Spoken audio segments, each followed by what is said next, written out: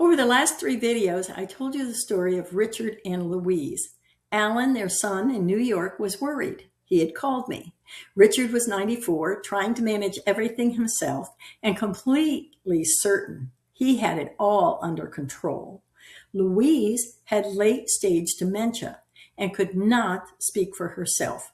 Then came the 3 one-gallon plastic bags of medications.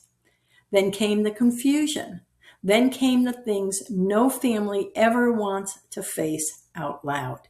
And finally, after months of careful coordination, home visits, repeated conversations, and structure, came Richard's fall that tested everything that we had built.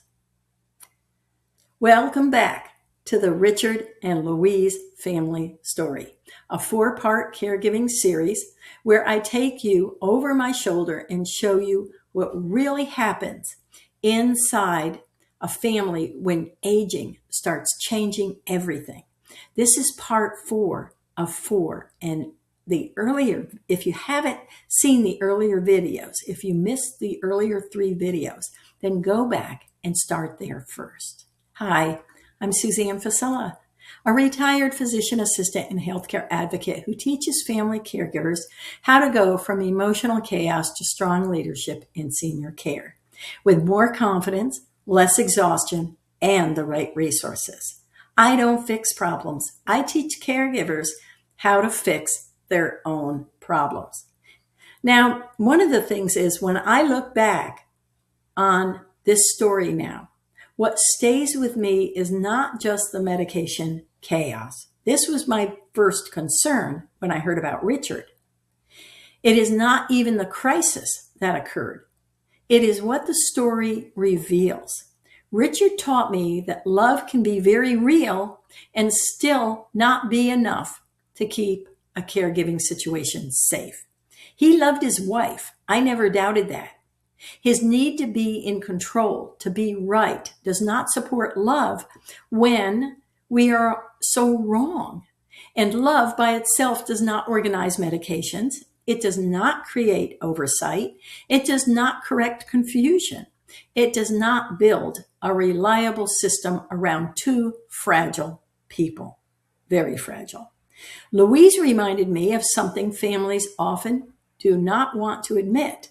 The most vulnerable person in the room is not always the loudest one, the most difficult one, or the one that's making all the controlling decisions. Sometimes this person is the one who quietly loses her voice while everyone else keeps talking around her. And then there was Alan. Alan taught me something too. A lot of adult children think being worried should count for more than it does. Worry matters, don't get me wrong. Concern matters, love matters. But distance, frustration, and good intentions do not automatically create steadiness. Love is not enough. You need a plan.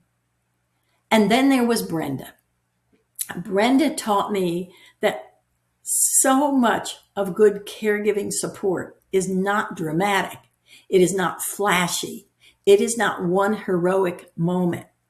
It is showing up, paying attention to detail, reinforcing safer patterns, communicating with the right people and the right resources, noticing what others miss, helping a fragile system hold together long enough for better decisions to happen.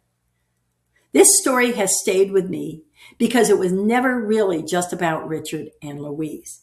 It was about and is about what happens when families are trying their best, but no one is truly leading the whole picture.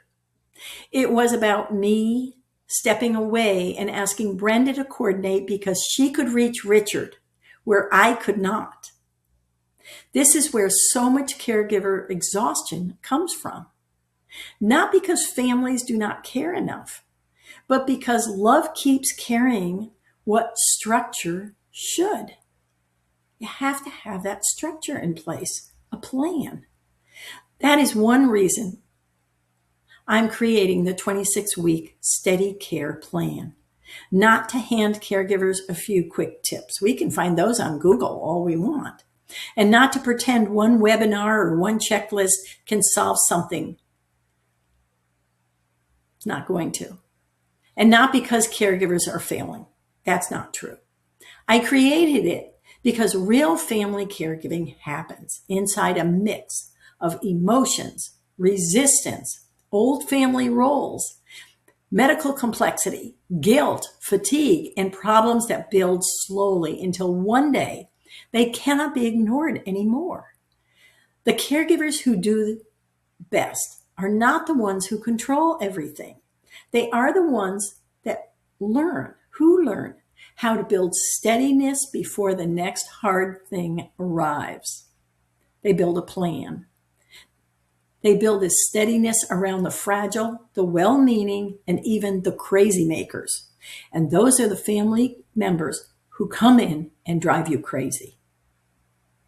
But this is the work. And if this story felt familiar to you in any way, or if you saw pieces of your own family inside of it, then join the wait list for the next 26-week steady care plan I'm going to teach.